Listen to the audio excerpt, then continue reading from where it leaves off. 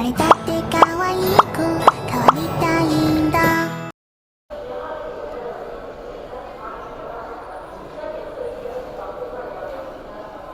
好啦，我们现在在晋江火车站要搭火车，然后呢，这边是座位区休息，因为月台就在这。好，等一下，这是什么？太夸张了吧！这一排一排全部都是按摩椅耶！哎，晋江人也太会享受了吧！哇，在这个火车站竟然还有母婴室哎，而且在旧的车站都有。哼，旧的。哎，等一下，因为韩国人今天声带被消失了。对，我没声音了。声带被消失了。哇塞！这是很旧的车站，都有这个。对，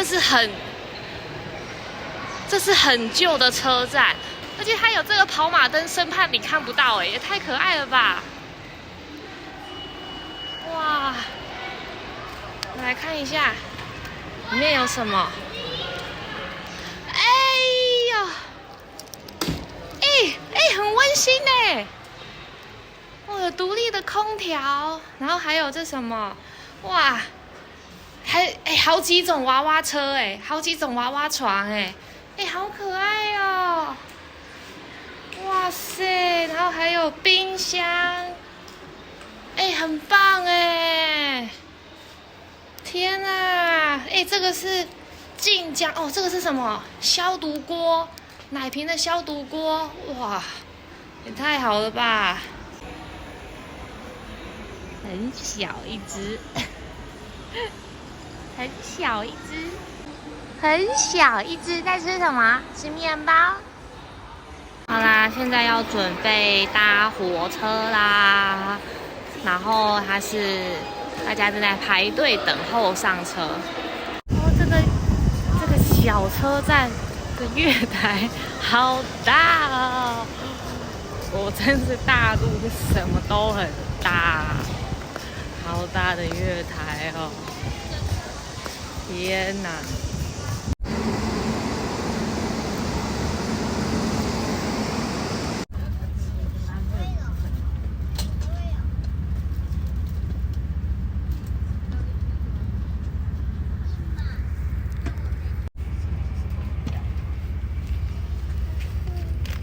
有一个叔叔让一个位置给我们，因为刚好还有空位，所以他去坐旁边，他就把这个原本我的位置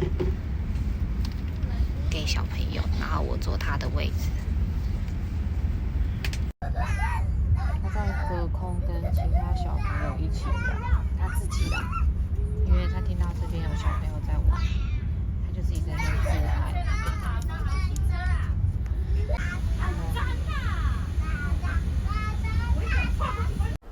嗨，大家好，我是鹅跳跳。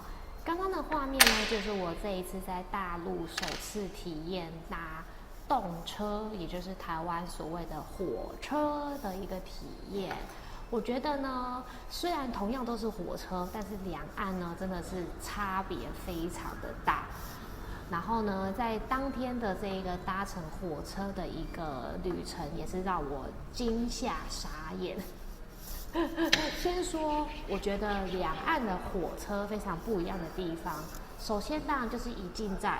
其实大家都知道，在大陆就是不管你是搭什么样的大众运输工具，原则上只要人多聚集在一起的地方，举凡像是地铁啊，或是像是火车、高铁，甚至像是那个飞机这一类，只要是人多聚集在一起的地方，都一定会要过所谓的安检。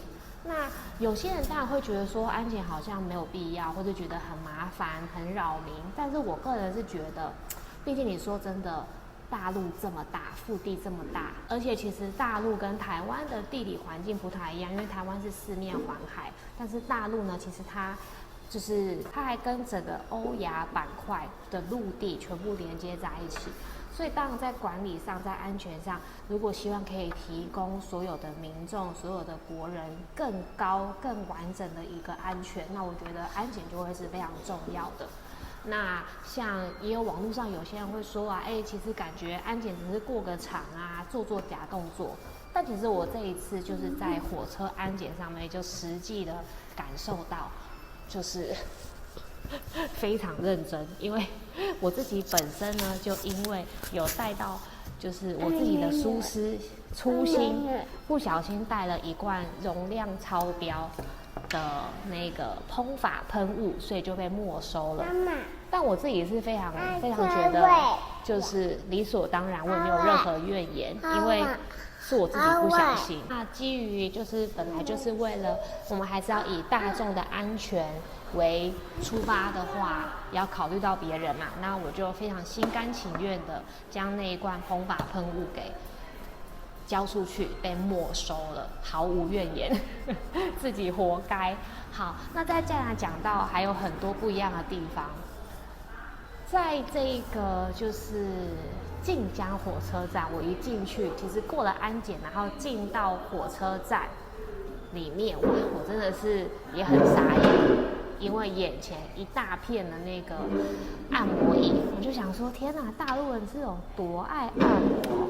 当然，它其实虽然说你要扫码，然后你才可以实际上使用到那个按摩服务，可是它其实也不会说你没有扫码、没有按摩，你就不能坐在上面。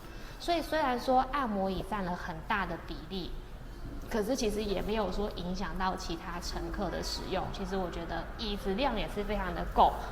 然后再来就是那边也有非常完整的育婴室嘛，就是妈妈母婴室，我觉得里面的设施啊都非常的完整，很体贴。再来讲一个跟台湾最不一样的地方，就是入站到月台的时间是非常的不一样的。因为在台湾呢，原则上你是自由，就是你只要有票，那你想要任何时间进入月台都是可以的。但是在大陆这边呢，它是有，比如说你的班次快进了，它才会开放你进入月台。那其实我觉得以大陆这样子的规定，我觉得也是相当不错，因为我觉得或多或少呢是可以提升整个月台铁轨的使用安全。怎么说？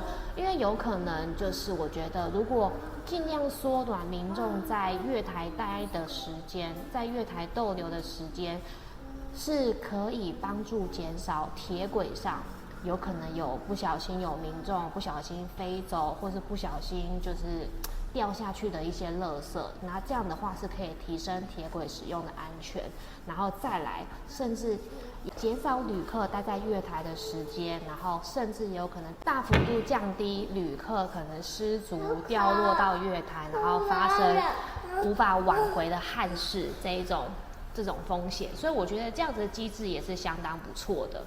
然后再来，你到车上其实都一样，就是跟台湾在乘坐的一个感觉啊，那种其实就是都是火车。